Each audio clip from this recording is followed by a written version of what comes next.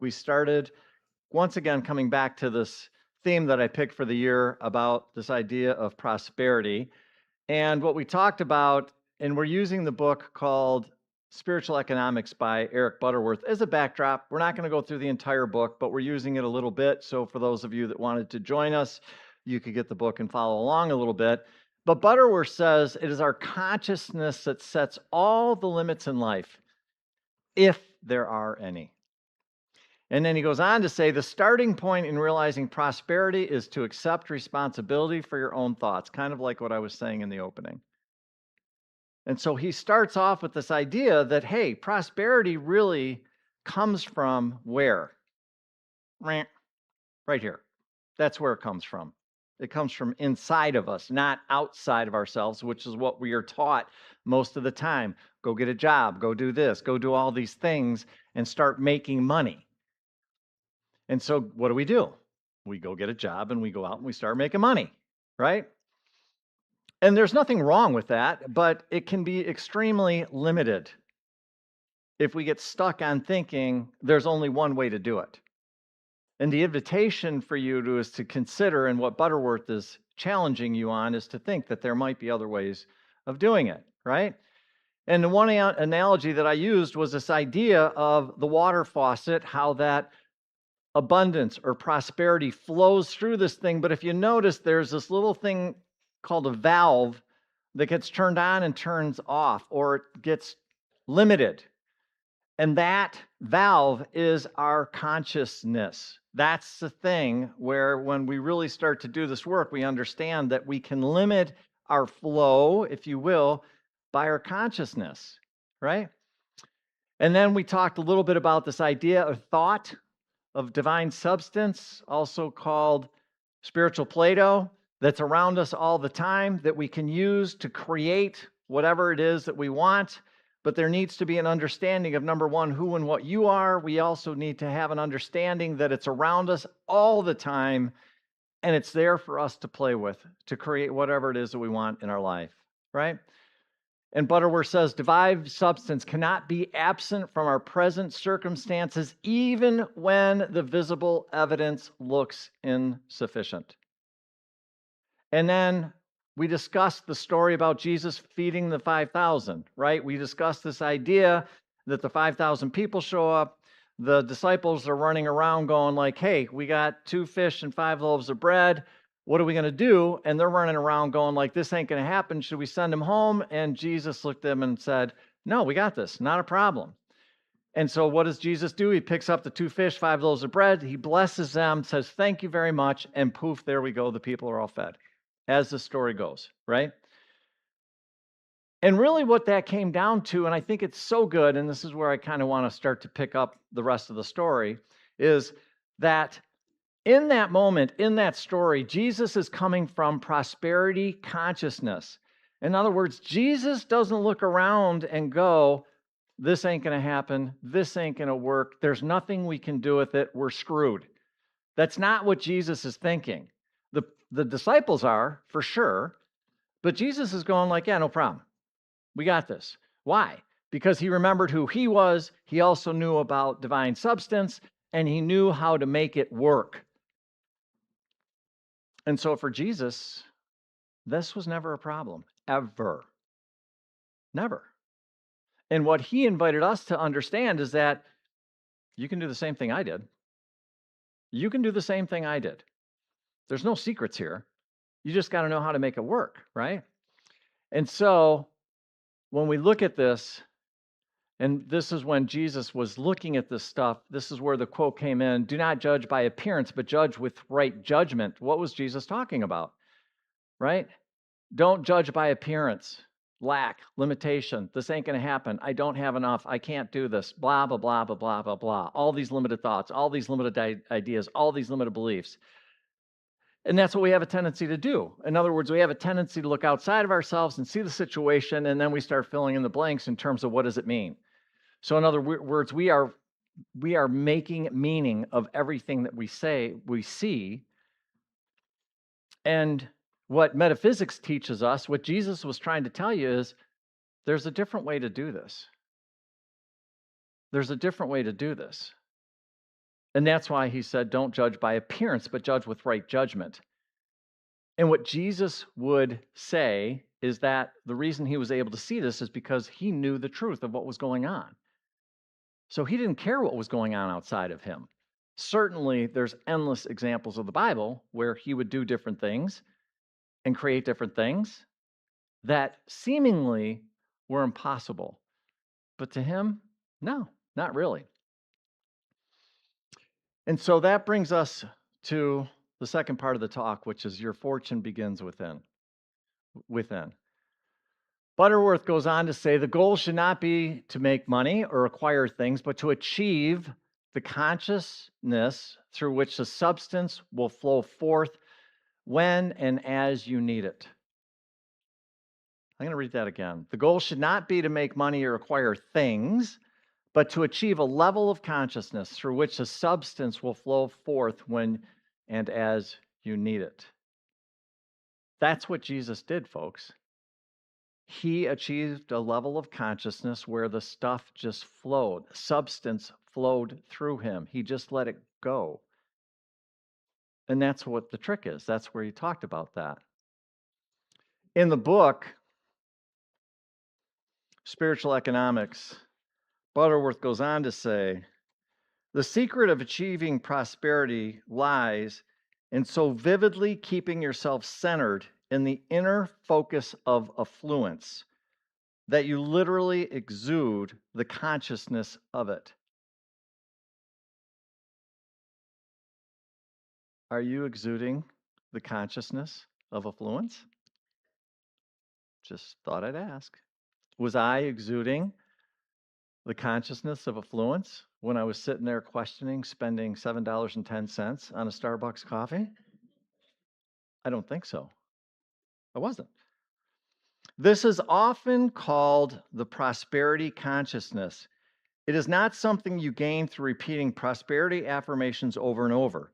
It's getting yourself centered at the root of reality within. You see abundance, not dollar signs, not things, not pots of gold at the end of the rainbow. For the rainbow is seeing the storm through the raindrops. You see the appearance of whatever the need may be through the awareness of substance. Hmm. So, in other words,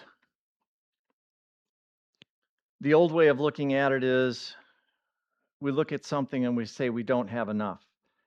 And really, what's happening in that statement is you're shutting everything down in terms of spirit being able to help you.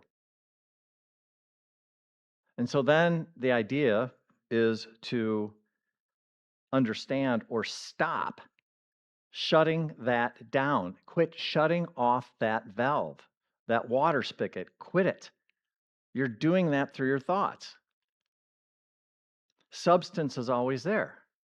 God is always there. You are always there. It's never shut off, unless, of course, you're shutting it off.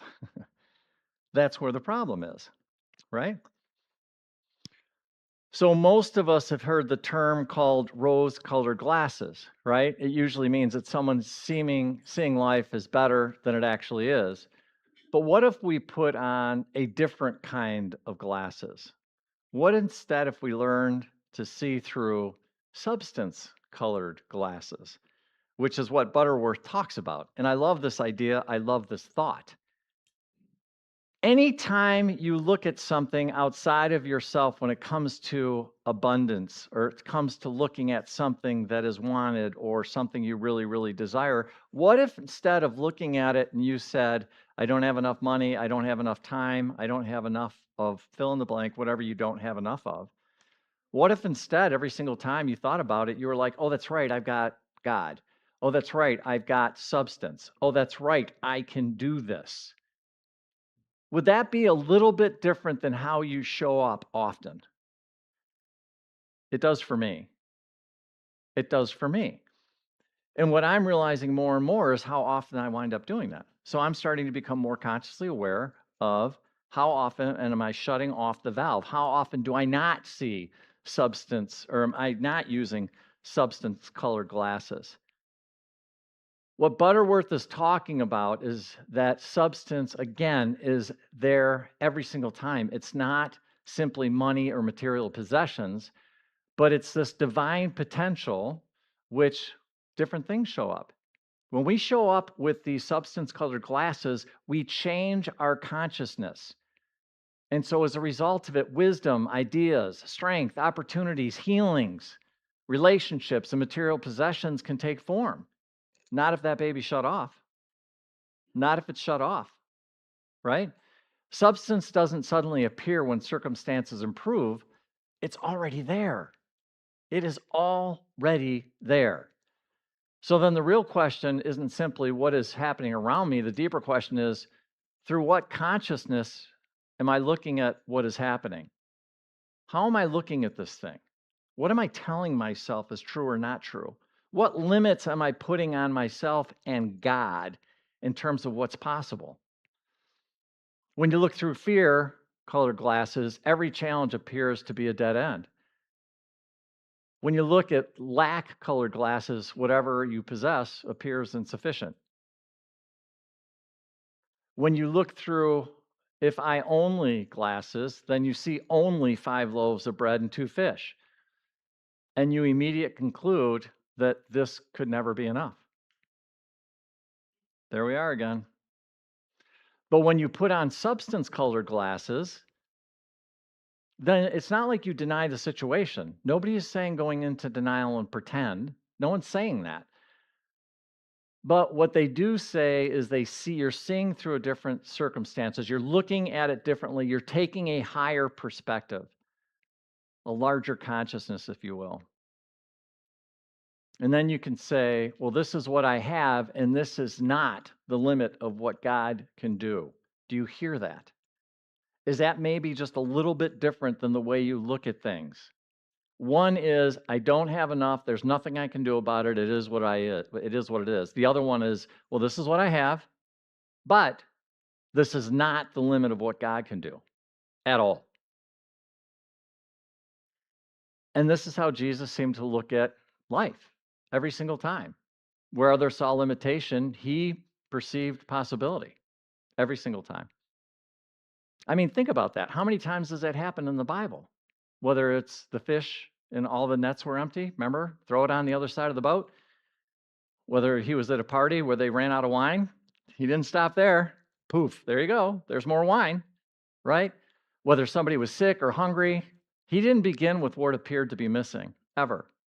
He began with the awareness of God, and he knew what he had because he had substance around him, and he knew he could form the substance. He saw each one of these situations through substance colored glasses, not through lack, not through not enoughness. And that's really the invitation for us. Substance colored glasses doesn't mean that we ignore the pain, hardship, or injustice or practical realities at all. They don't turn spiritual information into wishful thinking in any way, shape, or form. They help us actually see what's going on in the present moment, right? The diagnosis is real, but divine life is also present. So, what happens is often when we're thinking of lack or limitation, we're forgetting the whole other side of the equation and we're not letting it show up or help us. Does that make sense? Yeah. So, the financial challenge is real, but divine wisdom and possibility are also present. The closed door is real, but it may not be the only door. The mistake is real, but it doesn't erase our capacity to learn, grow, and begin again. So there's always the other side of the equation. But when we're in lack consciousness, we don't even have access to that form of consciousness. We shut it off. It doesn't mean that the circumstances are going to change automatically and instantly, but it does change the consciousness we bring to it. And from that consciousness, we can notice different ideas, make different choices, become receptive to the possibilities that fear may have hidden from us. And that's how it works. So when you face a challenge this week, pause and just ask yourself, well, What kind of glasses am I wearing? Do I have my substance colored glasses on? Or am I looking at this thing through fear, lack, limitation? How am I looking through this thing? Am I viewing this through fear, or am I willing to see it through the truth of divine substance? And I'm going to share this affirmation with you on the screen later, but I just think it's really beautiful to remind yourself in that moment, if you are. And by the way, we all do at times. Nobody's claiming to be perfect here. But another opportunity might be for you to say something like, well, divine substance is present here. There's more possibility than I can presently see. I'm open to the wisdom, guidance, and the good of God. Would that might be just a little bit different or sound a little bit different than what you're used to telling yourself when you're going through a hard time in anything? We're training ourselves to recognize the substance has been here all along. It's such a foreign concept to most people, this idea that this could be possible. But it's exactly what Jesus spent his entire life doing and talking about. That's what he did. So when we put our substance colored glasses on, we begin to see things differently. We look at the same circumstances, but we no longer see them only through the lenses of fear and limitation. It's a whole different outlook. It's a whole different way of looking at things, right? But then that raises an important question. Well, how do we stay in that awareness when the circumstances around us seem to be telling us something very, very different? Well, wait a minute, Mike. Come on, this is what it is, right? And Butter answers that the answer is in faith. Now, for some of us, faith is believing really hard that something will happen, right? It's like, come on, you just got to have faith. You got to believe, you got to believe, you got to believe, right? And we may think that if we can eliminate every doubt, repeat the right affirmation, generate enough positive energy, perhaps, just maybe, that God will act on our behalf, right? Isn't that just kind of how it generally works when we first start learning about faith, right? But Butterworth offers a very different definition of faith, which I love. Faith is consciousness centered in universal source.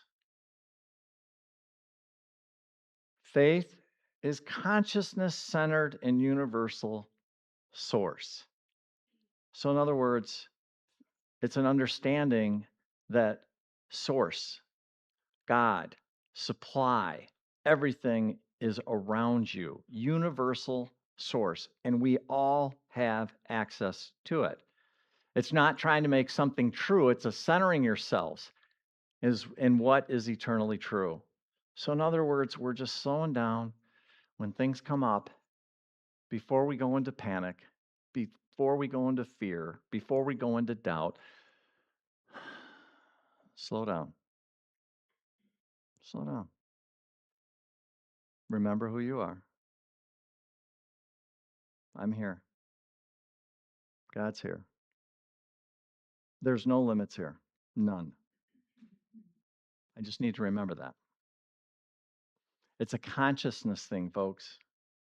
This is how you alter your consciousness. You can do this. It's just a matter of slowing down. It's a matter of practicing a little bit, right? God's present. Substance is present. Wisdom is present. Life is present. Everything I need in this moment is present. It doesn't bring God into the situation, by the way. Why? Because God's already there. Substance already there. It's just us remembering that. And I think Butterworth says it beautifully when he says, faith simply tunes into, it's important two words. Faith tunes into and turns on divine flow that has always been present.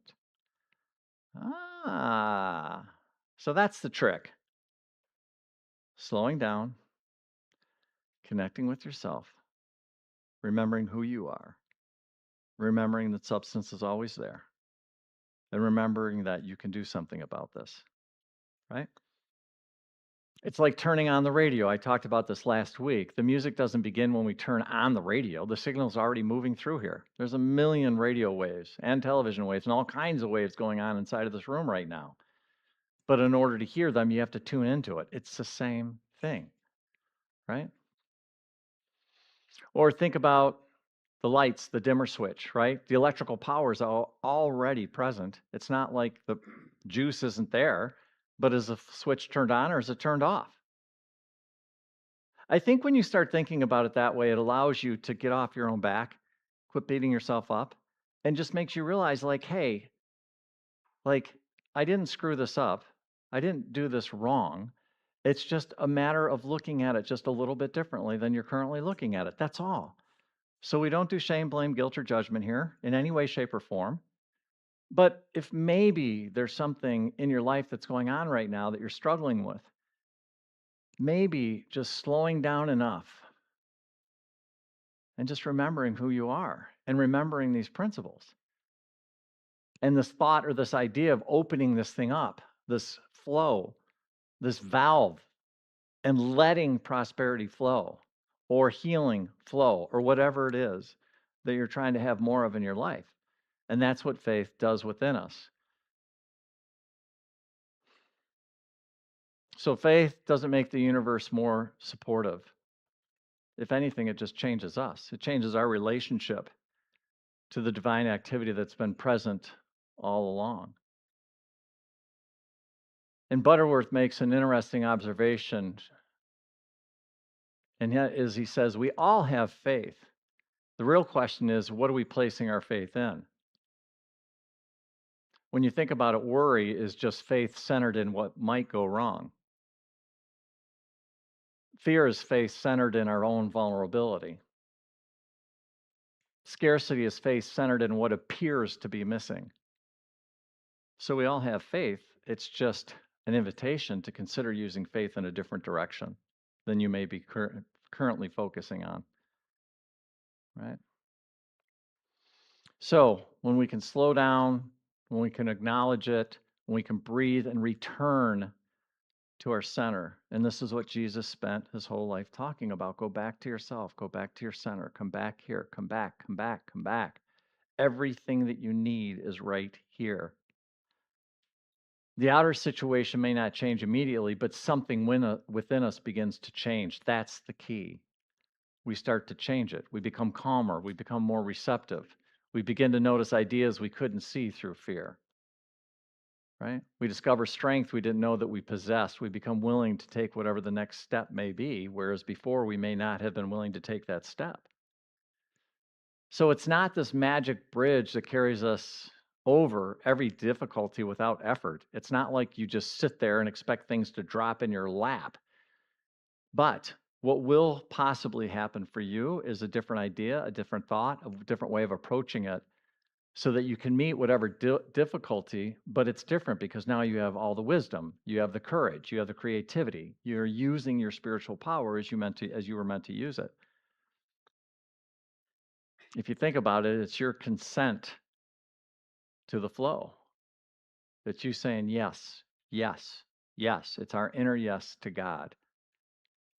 And so perhaps the question isn't, do I have enough faith? Perhaps a better question is, where is my consciousness centered? Where is it centered? Is it centered in the size of the problem? Is it centered in the appearance of lack? Or is it centered in the universal source or the presence and the power of God within you? Those are the questions to be asking. So, I hope that was helpful. I know for me, these principles that we teach here and we practice here together have made all the difference in the world to me. And my hope and prayer for you is that it's the same for you, that you can come here and you can be fed, and that you can practice these different principles if you want to. It's just a deeper path. When you all of a sudden decide that, hey, I want to start doing this, you'll understand that not everybody does this. Do you know why not everybody does this? Because it's not easy. It's not easy to go within and find out what's going on inside of you at times. But the promise that everybody has shared with us through the history of this world is everything that you need is within you. Everything. And certainly that's what we believe here at Unity. And so we're going to continue this conversation next week. Um, I've got a couple affirmations I want to share with you just before we go, in case you are wanting them. And they are right here. Divine substance is present here. There's more possibility than I can presently see. And I am open to the wisdom and the guidance and the good of God. Don't ever forget who you are. You're an amazing, incredible light of God. I love this thought or this idea of God dancing through me, having a party with inside of me, wanting to go out and express itself. And the only way that it can do it is when I show up fully as me, without any limitations. And my invitation to you is to consider doing the same thing, because you're brilliant. You're beautiful, just as you are. So thank you. Thank you for being who you are. Thank you for sharing the light that you share. Thank you for coming in and doing this in this community. We are incredibly lucky and blessed to have you. Thank you, thank you, thank you. God bless. Namaste and Namaste. Thank you. Thank you. Thank you.